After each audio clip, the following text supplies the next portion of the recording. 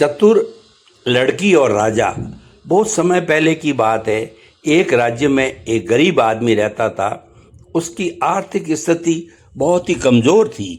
एक दिन वह राजा के दरबार में पहुंचा और हाथ जोड़कर बोला, महाराज, मेरी स्थिति बहुत दयनीय है। कृपया करके मुझे 5,000 रुपये कर्ज दे दीजिए। मैं वचन देता हूं कि 5 वर्षों में इसे लौटा दूंगा। राजा का स्वभाव दयालु था। उसने गरीब आदमी की बात पर विश्वास किया और तुरंत 5,000 रुपये उसे दे दिए। आदमी कर्ज लेकर अपने घर चला गया। समय बीतता गया। 5 साल पूरे हो गए, लेकिन गरीब आदमी कर्ज वापस न कर सका। मजबूरी ने राजा ने सोचा कि अब उसे खुद जाकर अपने पैसे लेने चाहिए। कई बार वो उसके घर गया, लेकिन हर बार वह आदमी कोई न कोई बहाना बनाकर राजा को लौटा देता। एक दिन राजा फिर उसके घर पहुंचा, लेकिन इस बार वहां केवल उसकी छोटी बेटी बैठी थी। राजा ने पूछा, बेटी, तुम्हारे पिताजी कहाँ हैं? लड़की मुस्कुराई और बोली, पिताजी स्वर्ग का पानी रोकने गए हैं। राजा को कुछ समझ नहीं आया। उसने फिर पूछा, अच्छा, तुम्हारा भाई कहाँ है? लड़की ने उत्तर दिया, वह बिना झगड़ा किए झगड़ा करने गया है। राजा अब और उलझ गया। उसने सवाल किया, और तुम्हारी माँ कहाँ है? लड़की बोली, माँ 1 से 2 करने गई है। अब राजा का धैर्य टूटने लगा।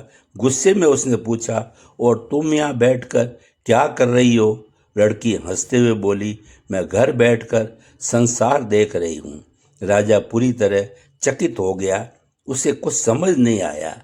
तब उसने सोचा कि ये बच्ची मजाक में या पहेली की भाषा में जवाब दे रही। उसने प्यार से कहा, बेटी, अगर तुम सचमुच इन सब बातों का मतलब बता दोगी तो मैं तुम्हें जो चाहो वह दूंगा। लड़की बोली, अगर आप पिताजी का सारा कर्ज माफ कर देंगे तो मैं आपको सबका अर्थ बता दूंगी।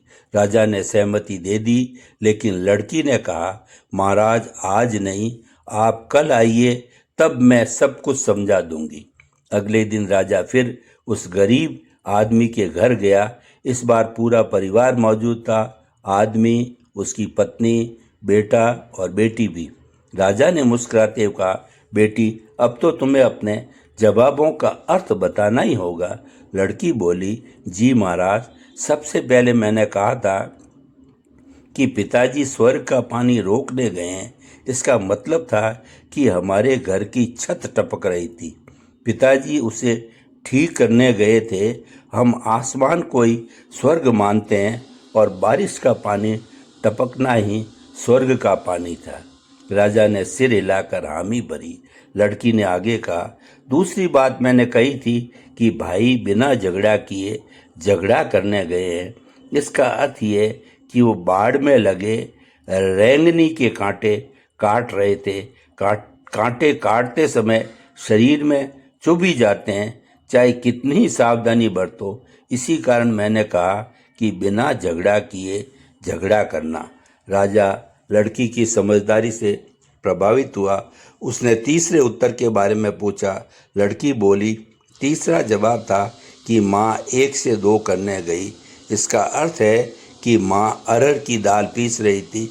जब दाल पीसते हैं तो एक दाना 2 हिस्सों में बढ़ जाता है, इसीलिए मैंने कहा 1 से 2 करना।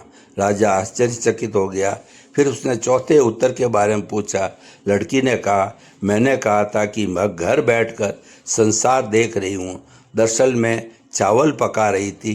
चावल का एक दाना देखकर पता चलता है कि सारा भात पक गया या नहीं। इसी तरह 1 से पूरा संसार समझा जा सकता है, इसीलिए मैंने ऐसा कहा। राजा ने सारी बातें ध्यान से सुनी।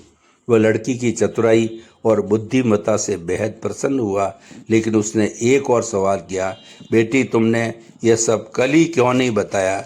लड़की हंसते हुए बोली, महाराज, कल मैं भात बना रही थी। अगर आपको समझाने बैठ जाती तो भात जल जाता और माँ मुझे डांट देती, और उस समय घर में कोई नहीं था। तो अगर मैंने कर्ज माफ़ करने की बात कही होती तो कोई विश्वास नहीं करता। आज जब आप स्वयं कह रहे हैं कि कर्ज माफ़ कर दिया तो सबको विश्वास हो गया। राजा की बात सुनकर बहुत प्रसन्न हुआ। उसने अपने गले से मोतियों की माला निकालकर लड़की को दे दी और कहा, बेटी, ये तुम्हारी चतुराई का इनाम है। मैंने तुम्हारे पिताजी का कर्ज माफ कर दिया है। अब तुम सब निश्चिंत रहो। अगर कभी कोई जरूरत हो तो सीधे मेरे पास आना।